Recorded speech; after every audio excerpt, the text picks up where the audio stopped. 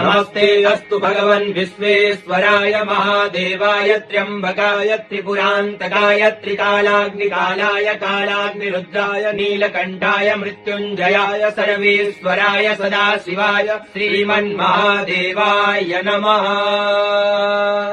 ॐ नमस्ते अस्तु भगवन् विश्वेश्वराय महादेवाय त्र्यम्बकाय त्रिपुरान्तकाय त्रिकालाग्निकालाय कालाग्निरुद्राय नीलकण्ठाय मृत्युञ्जयाय सर्वेश्वराय सदाशिवाय श्रीमन्महादेवाय नमः।